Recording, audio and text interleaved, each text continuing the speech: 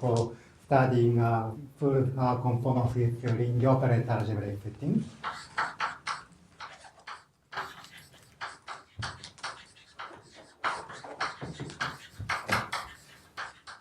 So in general, in the operator algebraic approach to quantum field theory, we study a family of algebras, operator algebras generated by observables in space-time region.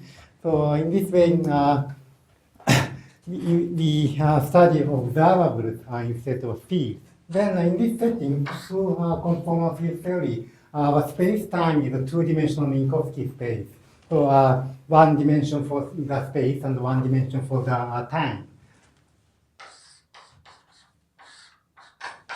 Then the space-time region we consider is a rectangle like this.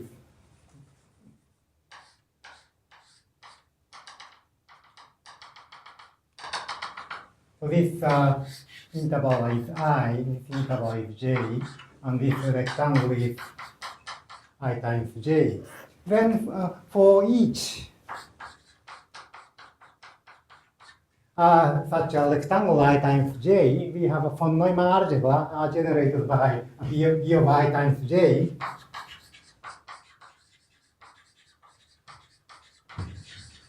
Generated by observables in this space-time region.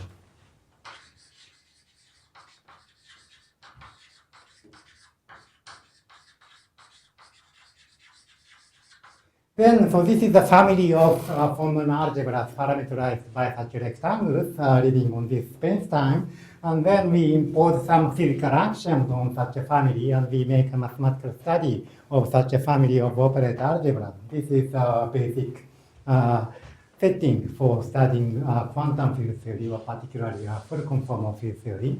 And full means we consider the two-dimensional Minkowski space. Then this theory can be decomposed into a product of two one-dimensional theories. So this is a two-dimensional theory in the sense that our space-time is two-dimensional, but so actually product of this one, this line and the other line. So x equals t and x equals minus t. By choosing these two right rays, we can make a decomposition of the theory into two parts. Then we have a left I and I is such an interval, and a r on the right.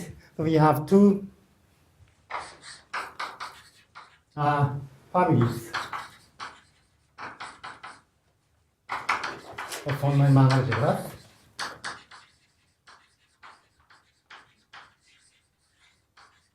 Parameterized by intervals I and j containing the real line.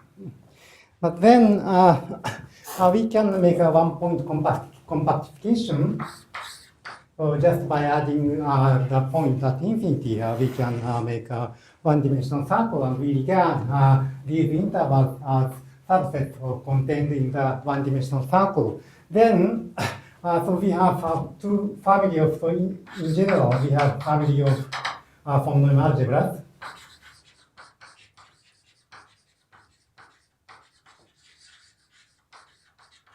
For fixed Hilbert space. For each interval I contained in the circle. So this is a family of operator algebra, von Neumann algebra we would like to study from a physical motivation. And this is this setting is called chiral conformal field theory. And then we impose some mathematical actions for such a family.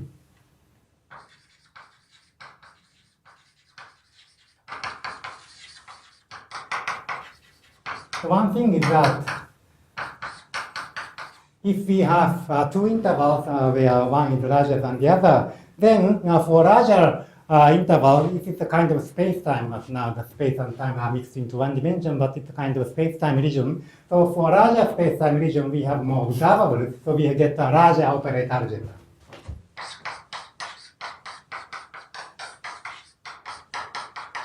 So this kind of monotonicity is part of the action. And then, in the original setting of the two-dimensional Minkowski space, we have a notion of space-like separation. So if we have one region here, another region is here, and they are space-like separated, it means that we have no interaction between the two regions, even at the speed of the light, which is one now. Then we have one observable here, another observable there, and they have no interaction, then they commute. And this commutativity takes an even simpler form in this setting of chiral conformal field theory on the one-dimensional circle, that is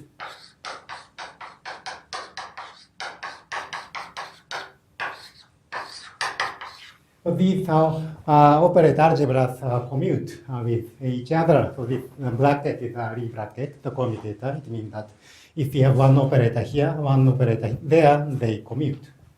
So the Lie bracket is 0. This is a proposed locality axiom.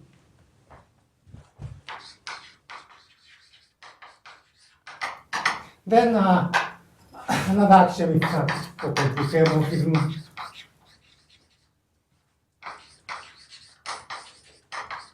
Variance. I don't write down the exact formulation, but we need a notion of the space-time symmetry group for this kind of quantum field theory. And in this particular setting, we choose a very large symmetry group that is a positive orientation preserving diffeomorphism group of the one-dimensional circle. This is our space-time symmetry group. So we have a certain projective unitary representation of this large group acting on the Hilbert space of these conformal algebras. And then we need certain compatibility condition, which is called covariance. And then we have some other axioms. But if you are not familiar with this kind of thing, these details don't matter. So we study a family of conformal algebras acting on the same Hilbert space, satisfying some physically natural set of actions. This is our setting. And so you'd like to classify such families or construct an example or study some properties of such a family. And this kind of mathematical study is our object in this type of operator algebra study. Then, so today's main object is this kind of two-dimensional family. But I mentioned this kind of one-dimensional family. This is because we have certain decomposition procedure I mentioned here. That is, for two-dimensional theory, that is family parameterized by rectangles, then for each rectangle, so this is actually factor, type 3 factor, but then it contains a tensor product of two families. So for fixed interval I and j, we have one factor here, another factor here, and we take a special tensor product, and we have natural inclusion here. And this gives a subfactor. And in general, this subfactor could have an infinite index, but we'd like to have some finite indexation. Then for this curve, we assume certain rationality. This name comes from physics, and this means that we have all, so for each family, this is the family of operator algebras, that we can have a notion of representation, that is a simultaneous representation of family of operator algebras acting on another Hilbert space, not a notion of representation. Then rationality means that we have only finitely many irreducible representations.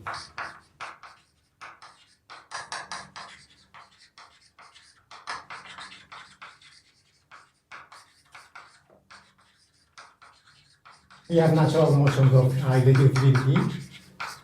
And So this kind of finiteness is often important and interesting. So this finiteness of number of representations is something like a representation theory of a finite group. Because in the setting of compact unitary representation theory of compact groups, we have this kind of finiteness only for finite groups. But so this finiteness is something like a finite representation, but also this is somehow like a situation of representation theory of quantum groups at the root of unity. So this kind of finiteness is often important and has been studied by lots of people. So we now assume this kind of finiteness for each of the two families of operators. And there are abundance of examples of such families with finiteness of representation theory. Then here we have subfactors, but then if we assume this kind of rationality, then we get finite joint index.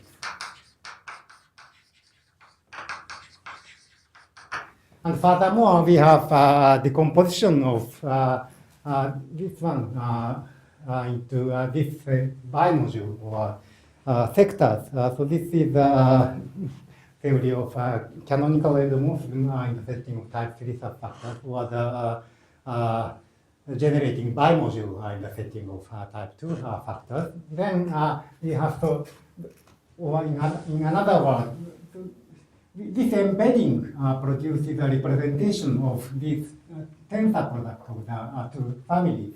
Then so this representation is not irreducible in general, and we have an irreducible decomposition of this particular representation. Then that's called the, in the subfactor language, it's called the dual canonical endomorphism.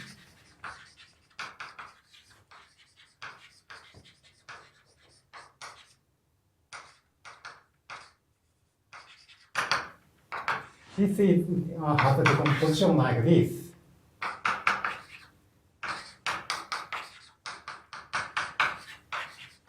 Where this by with a conjugate representation, but doesn't matter.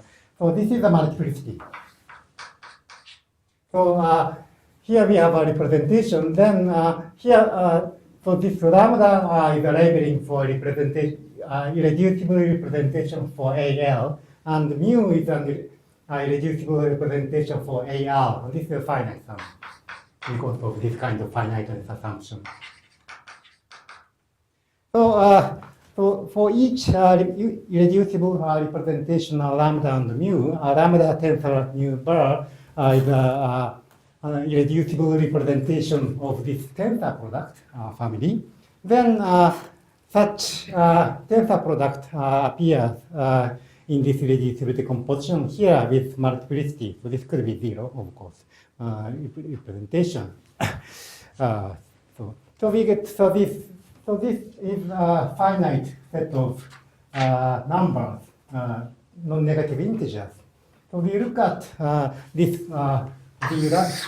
number or this matrix, v lambda mu.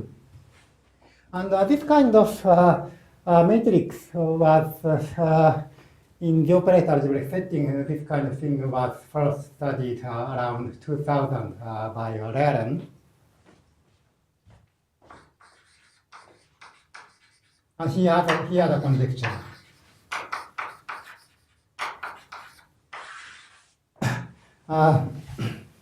So his conjecture is that the B, this family, has a trivial representation theory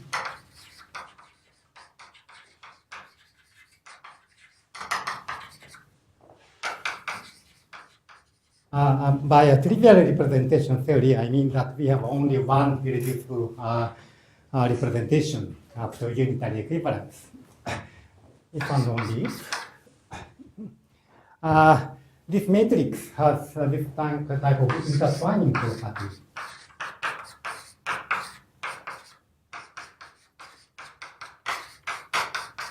Where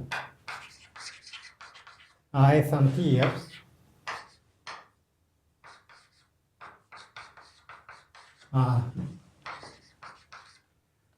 so-called S and T matrices arising from the representation theory.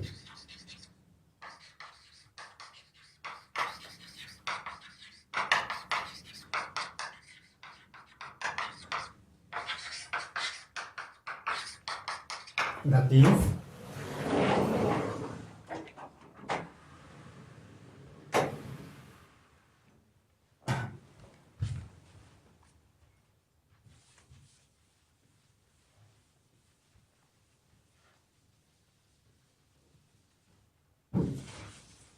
for a single family of von Neumann algebras parameterized by intervals contained in the sample, we have a representation theory. Then for such a family, we have a representation theory. Then the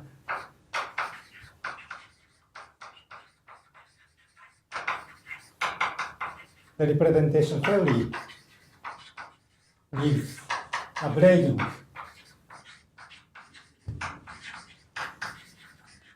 So this is a well-known structure in the setting of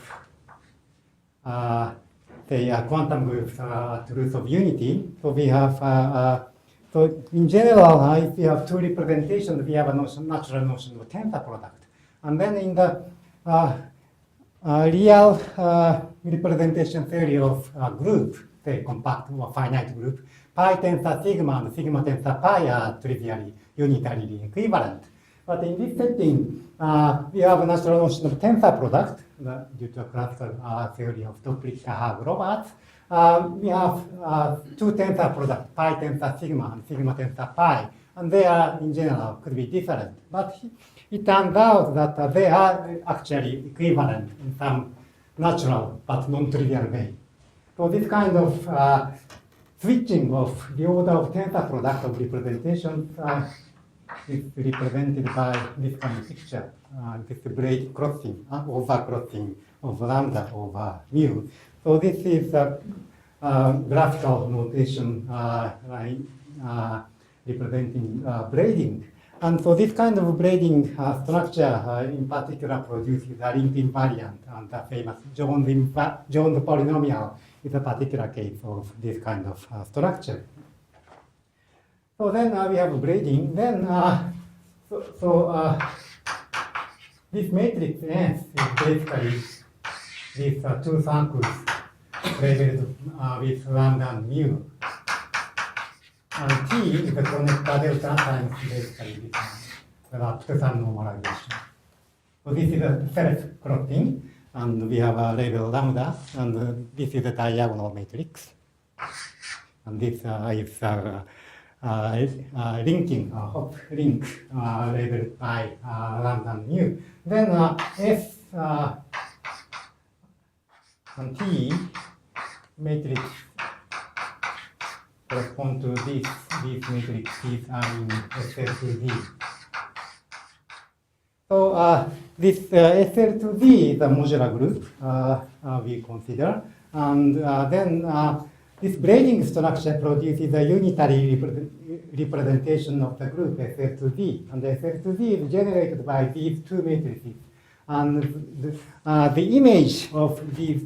The images of these two matrices and the unitary representation is called S and T matrices, and in this way, graphically represented in this way.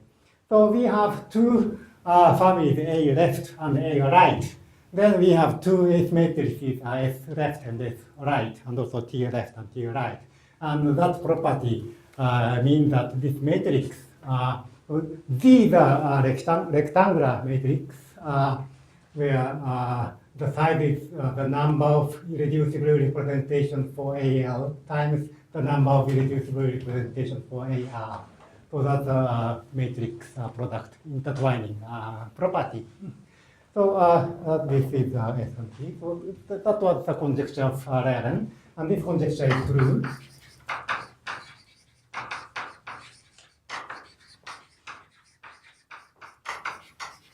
This was proved well many years ago independently by Muga and Romani.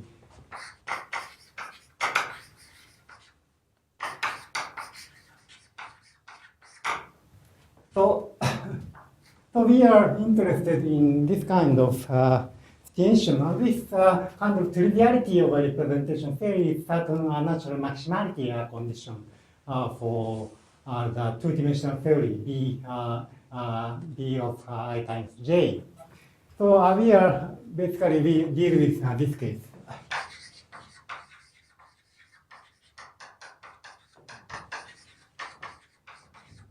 Yeah. This intertwining property.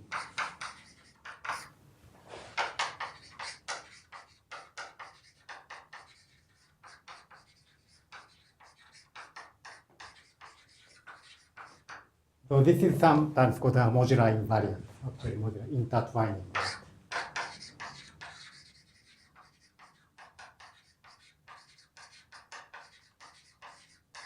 And one remark is that if we give A less than A right in some arbitrary way, in general, we cannot realize this situation. So such B exists.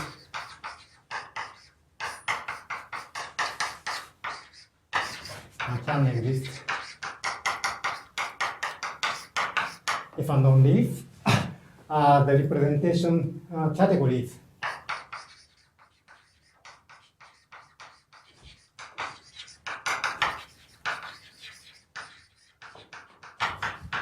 of A left and A are so satisfy some natural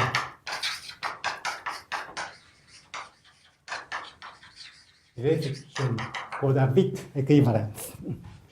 So, well, if you don't know this kind of thing, it doesn't matter so much. But there is a notion of bit equivalence in the theory of tensor category or modular tensor categories.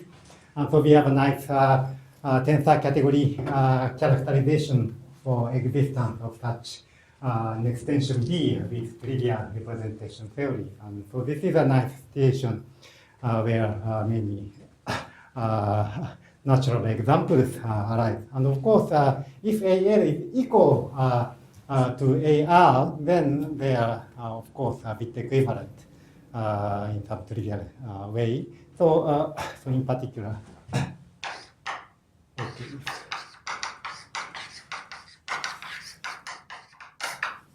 So in this particular case where A left and A right are equal, then we have we have some actually canonical construction of such a B. And in the setting of subfactors, this is called the long-variant subfactor, or also asymptotic inclusion of Ocniano, and also proper symmetric enveloping algebra. Or in the math physics context, this is sometimes called the Carty construction.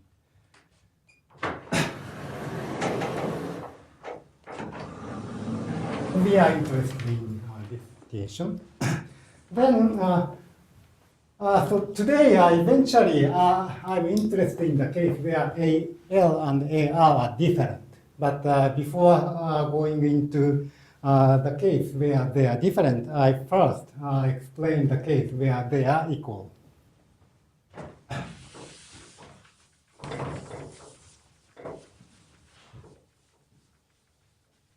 Would a physicist expect them to be equal? Well, it depends. I think from a physical consideration, we should include the case where they are different. That's the case called heterotic. And that also appears in, say, string theory naturally. So I think we should include the case where they are different. But if they are equal, some arguments become much simpler, easier. So just for simplicity, many people do assume they are equal, but I think we should consider different things. Would a physicist want them to be equivalent? Hmm? Would a physicist want them to be equivalent in the sense you're just erasing? Yeah. Yes. Yeah. They would want that though. Okay. Yeah, sure. Then, okay. Then how how can one construct such such an extension B from for given on A left and A right. Then there's one particular nice construction originally due to Lehren.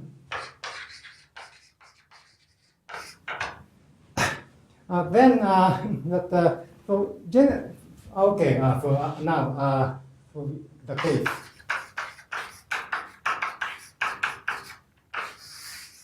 we are interested in the case where they are equal actually. So in this case we have only just one theory. Then in this, if they are equal, Lehren proposes some natural general construction for such a family. Then so in general we first consider. So this is a two-dimensional theory in the sense that we have a family parameterized by rectangles in the two-dimensional space. But first we look for an extension, actually possibly a non-local.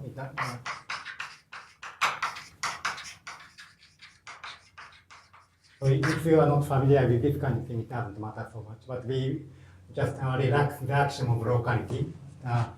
A tilt. This is a larger family of operant algebras parameterized by intervals contained in the circle. Then in this extension, we have machinery of an induction machinery.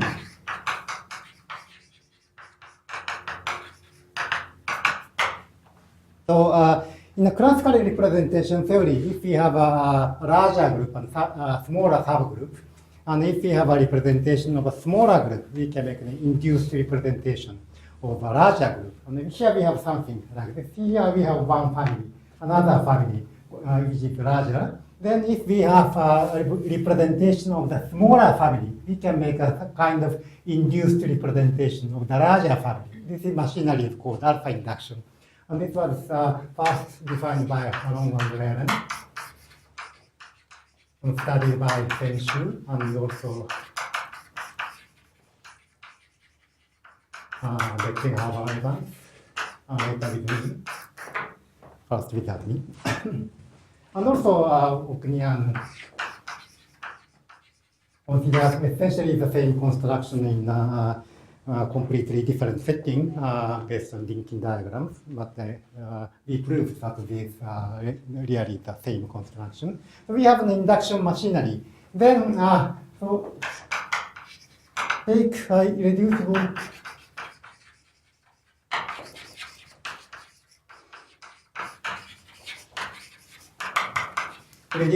representations of the smaller family. Then we have actually this induction machinery depends on braiding, choice of braiding. So positive crossing and negative crossing, well, it's a matter of convention, but one is overcrossing is a positive one, and the other one is a negative braiding, negative crossing. Then depending, so we have so this is an induced representation of lambda with respect to the positive braiding. And also we have, so alpha is just a symbol. And this is an induced representation of mu with respect to the negative induction. Then we look at the home space between these two induced representations and then count the dimension. This is actually a finite dimension. Then we set this number to be v lambda mu. Then it turns out that this is the modular invariant in this sense.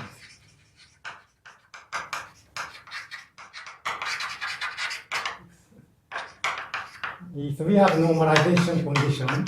So this is 0 is a vacuum representation, trivial representation. the original representation on the original Hilbert space. And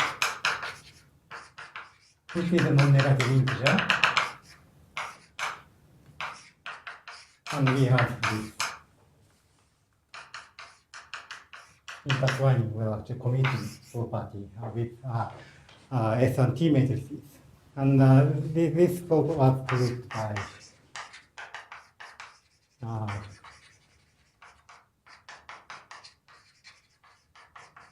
Beckenhauer, Evans, and me many years ago. So this has a natural appearance from the modular invariant matrix arising from such an extension. Then Reren found the following.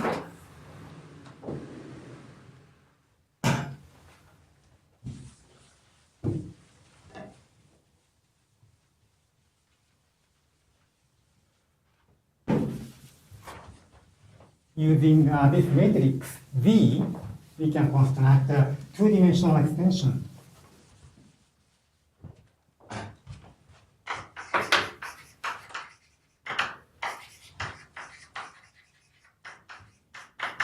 So we have two-dimensional theory such that the dual canonical endomorphism, which I mentioned before,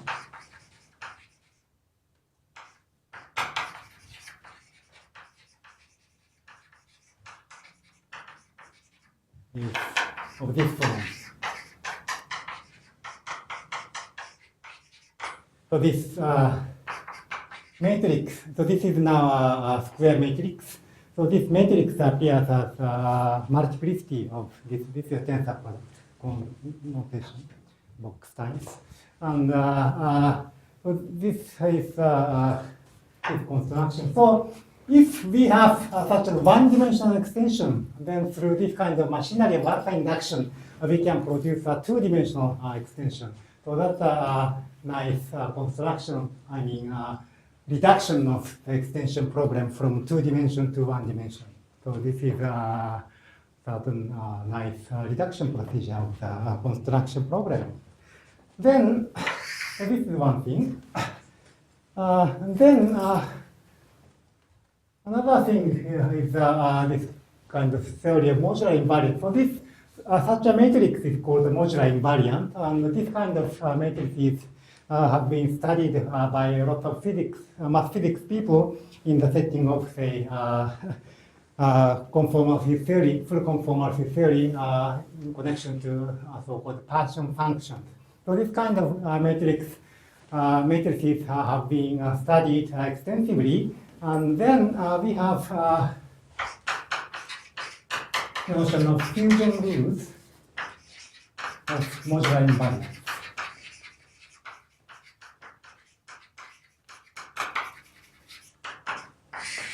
That is, suppose that we have two modular invariants for the same S and T matrices. Then if we multiply the two matrices just in ordinary matrix multiplication way, then this matrix product trivially satisfies this commutativity condition and also this non-negative integer condition. But this normalization property for the vacuum representation could be violated for this product. Then, but it turns out that in many nice situations, we have this kind of decomposition into a finite sum.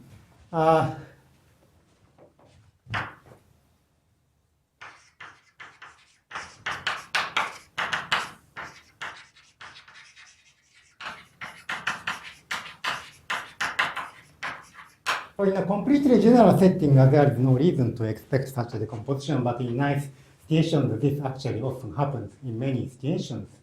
This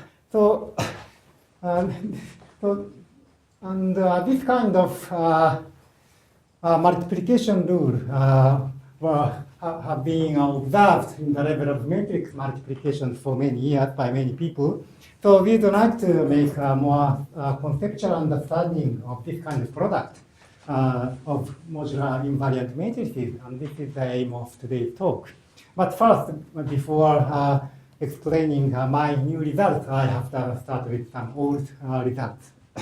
So in this setting, where the left and right chiral theories are the same, we have a very natural interpretation of this product. So, okay, before that I should explain one example. So there is a conformal field theory arising from a cut-moody real algebra or loop group construction with the mean-Witten model called SU2 level 16.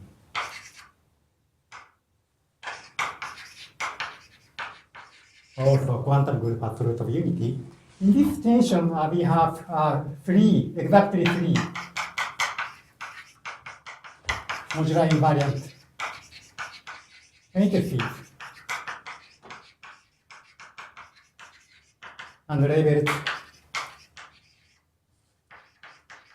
with linking diagram A17, D10, and E7. And actually, the matrix labeled with A17 is just the identity matrix. The identity matrix clearly satisfies all these properties, but this is not an interesting example. So this is a trivial example, but we have two other non-trivial examples for this particular example of conformal field theory or modular tensor category. And this is well known for many years, more than 20 years.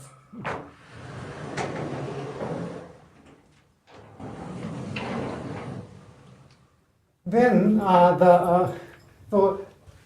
don't write down the other one, but there, okay, 17 by 17 matrices.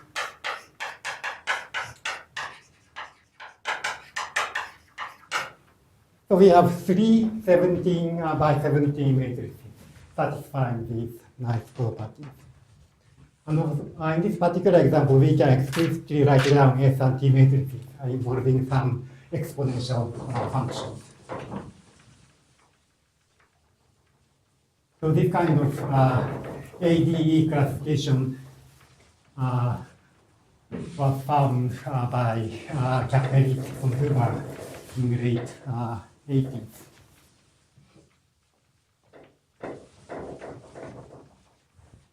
Then, for this particular example, we are so this is the identity matrix, so the product is trivial. But if we multiply, so this is a now matrix, so this is the product of two matrices. It turns out that this is twice of this one.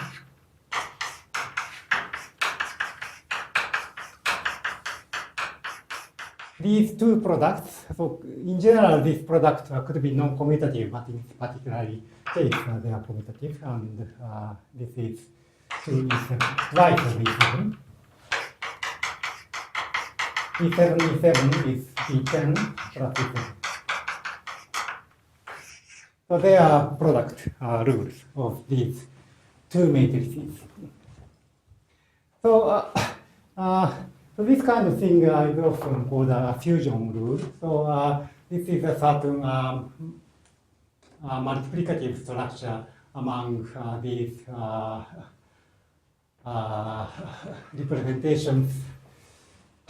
I mean, extensions are labeled by three matrices. So, so we'd like to make some more conceptual interpretation of or understanding of this kind of product. So the understanding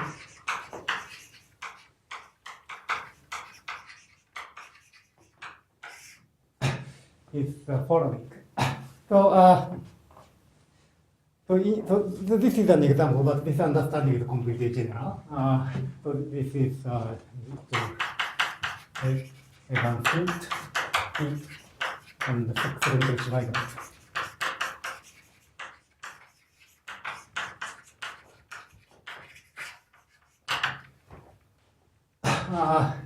So we have V1, but then this arising from So now A left and A right are the same, so I just simply write A. So this is one conformal field theory, chiral conformal field theory. This is has some extension A1. Then this alpha induction produces B1. And then B2 arising from some another extension, A2. Okay. Then, so here we have some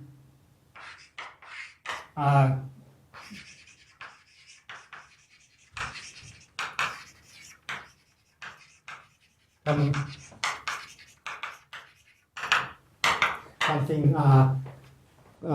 called the dual canonical endomorphisms for two subfactors, and actually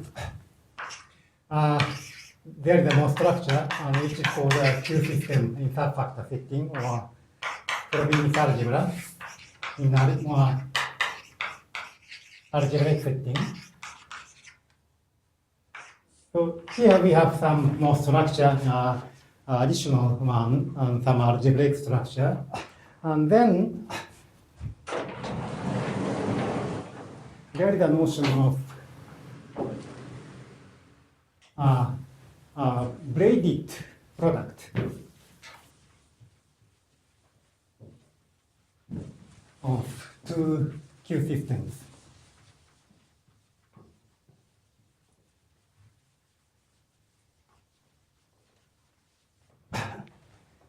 So we have a notion of braided product of Q systems. And graphically, this is this kind of thing. But if you are not familiar with this kind of graphical convention, where it doesn't matter. So this is some graphical expression of the product structure, and braided means we have some crossing here. So that is here. So we have V1 and V2. Here we have A1 and A2. Here we have can apply this braided product structure here for these two canonical endomorphisms. These are both extensions of the same theory of I. So we have some dual canonical endomorphism or whatever. Then we can apply this braided product structure. Then this really corresponds to the matrix product here. And also decomposition into sums.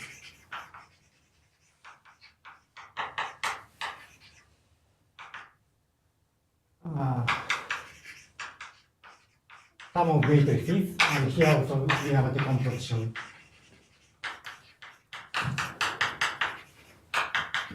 into a direct sum of Q systems or whatever. So in this way, so this at this level, matrix product is some basic easy observation, easy construction. But more on the right hand side, we have more mathematical structure. So this is some nice way of interpreting or understanding this product, matrix product rule in this setting. So up to this point, it's not a new thing. So in the remaining time, I'd like to present a new construction. So now we assume A left and A right can be different, or of course can be equal, but we have already dealt with the equal case. So we are interested in the case different, and as I said, this is called heterotic.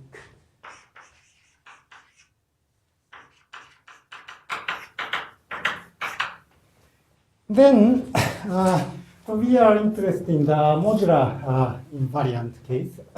So okay, so we have so here we have two chiral conformal field theories, but later we have one more chiral conformal field theory. So now we have the following. We assume we have B1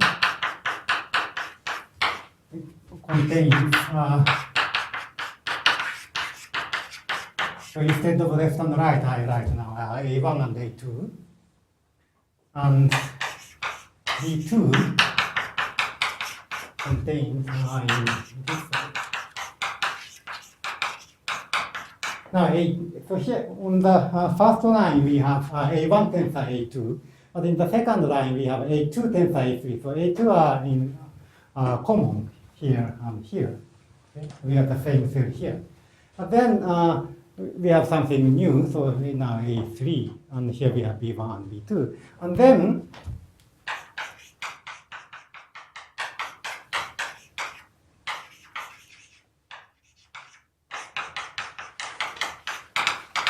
here we have some V1, V2, and we assume so they have modular invariance property.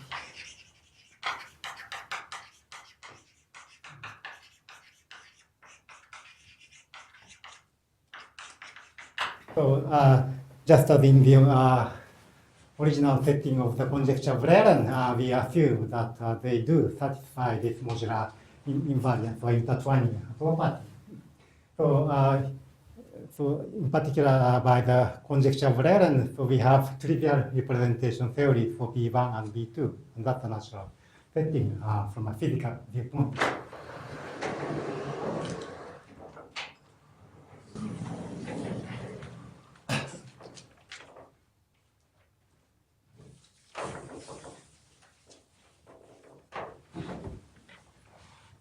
Then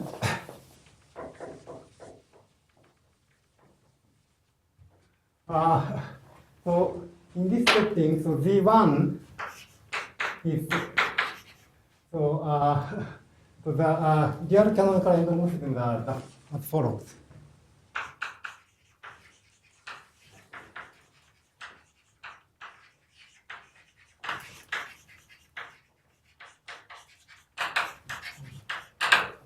So for the first one, we have this one. And for the second one,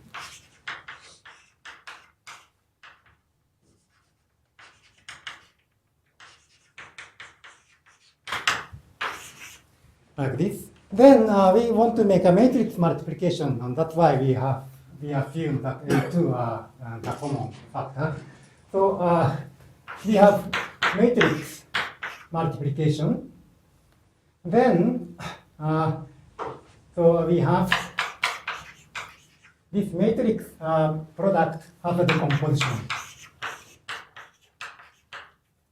It's a finite sum,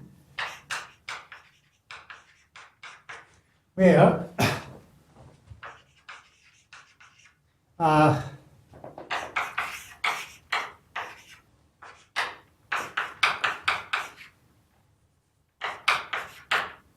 so lambda tensor new bar. So now this is a so matrix product, so it means the summation over mu.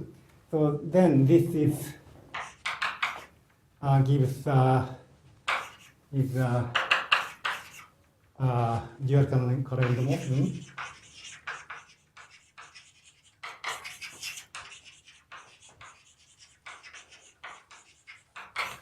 With modular invariance property.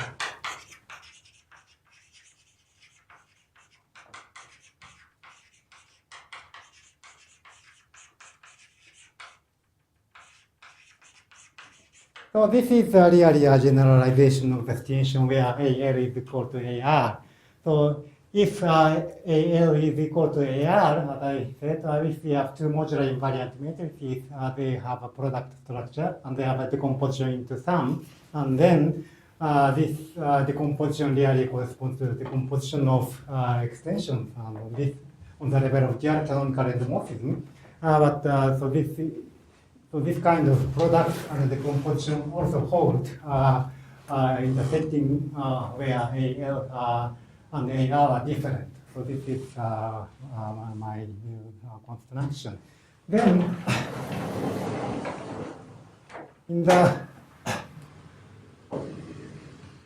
in the remaining time, I give some remarks about this construction. Oh, actually, so in this construction, it's easy to make a product like this on the level of dual canonical endomorphism. So the non-trivial part is this decomposition part. So why this decomposes into a sum, direct sum like that, and each produces modular invariant property. That's a non-trivial part. Okay. Then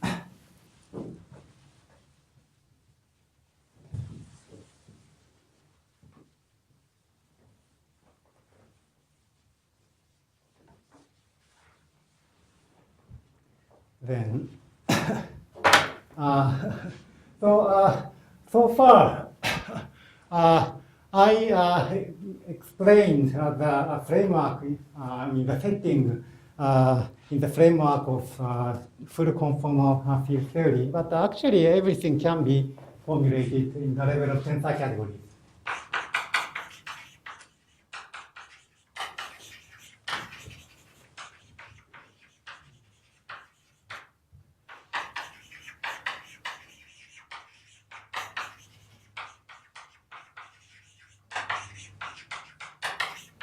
So without really looking at the conformal field theory, just by looking at the representation theory, we can make this procedure in this general setting. So, so in this sense, this is more, could be more general, but that's really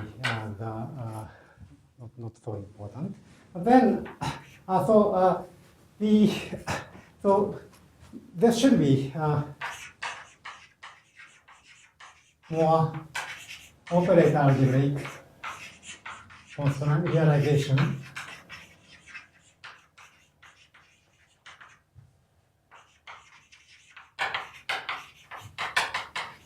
And this could be related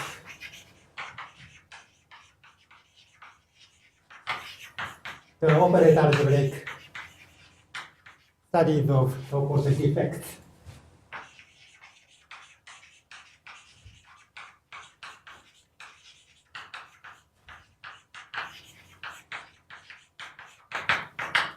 So defects can mean a lot of things, but in the setting of chiral conformality theory, we have one theory here, and another theory, one-dimensional theory here, and another one-dimensional theory here, and we have a kind of boundary point, and we have some mathematical structure there. This is called defect. And this kind of defect in the setting of conformal field theory has been studied by Bartels, Douglas, Henriquez.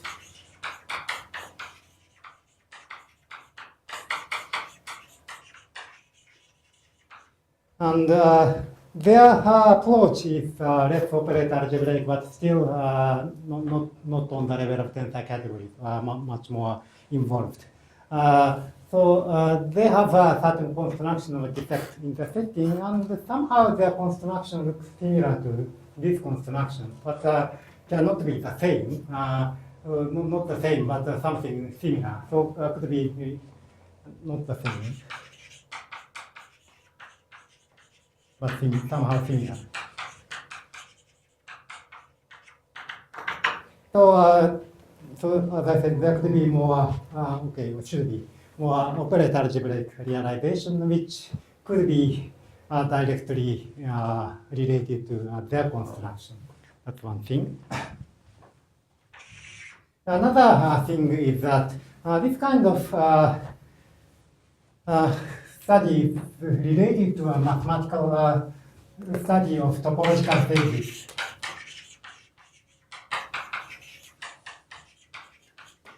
So they got a Nobel Prize in Physics on this topic last year, and there are lots of mathematical studies for this huge topic, but there is a notion of gaps to many more.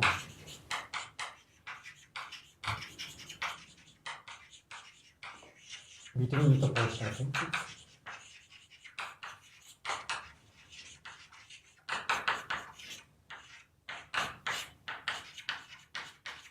So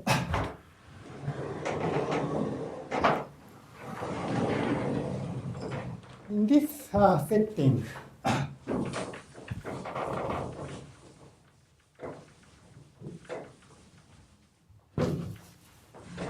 so we have plane. So this is a theory of quasi-particles on the space. So in the space, some two-dimensional thing, so it's like a thin liquid.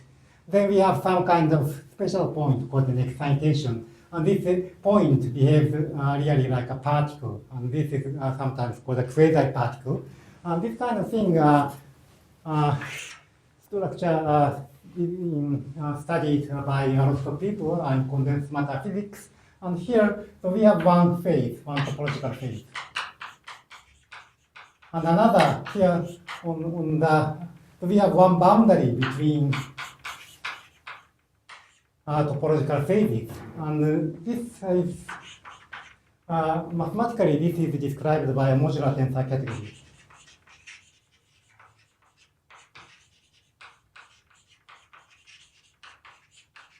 So this is something like a representation theory.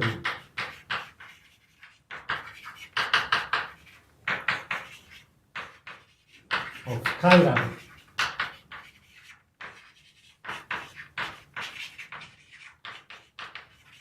Conformal free theory. So each irreducible representation corresponds to a quasi-particle here. Then here we have one phase, one topological phase, another topological phase, so another modular tensor category here. And we have some boundary. This is some special boundary called the gap domain mode.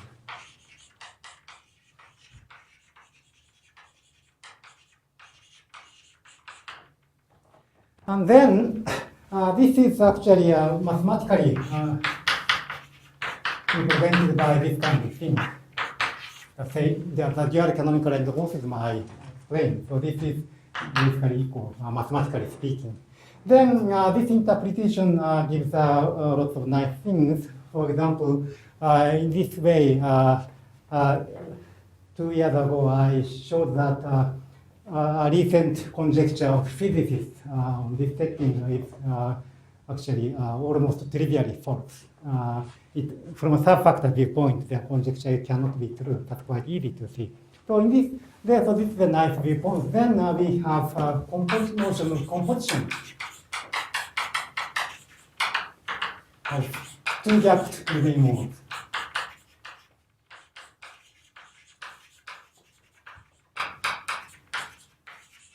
And this is the physical notion, and it turns out that our this product, matrix product structure I mentioned really corresponds to this composition of two-gapped domain modes studied in condensed matter physics papers.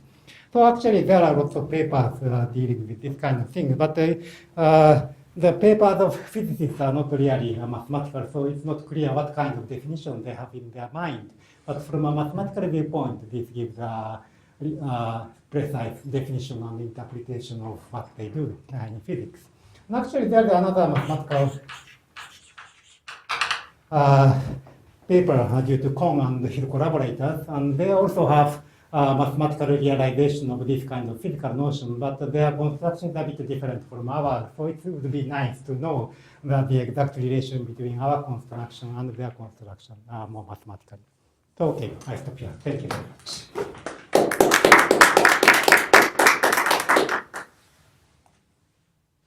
Yeah. Can I just check that I understand? So you're saying that the level of tensor categories, I'm thinking of the extensions correspond to objects. Yeah. It should be module categories. Yeah.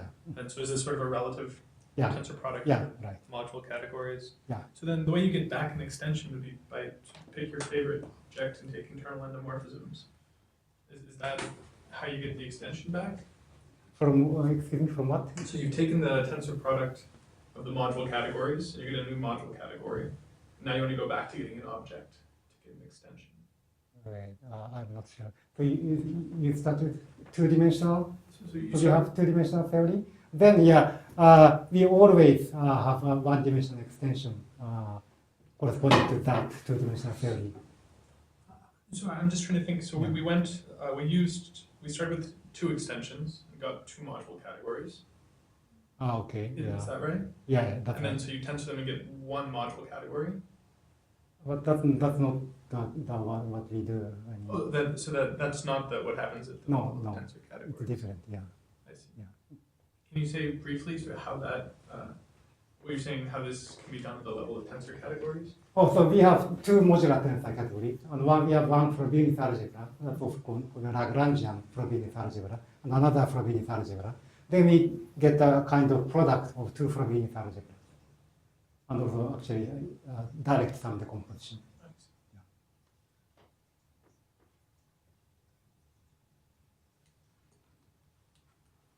Any other questions or comments for the speaker?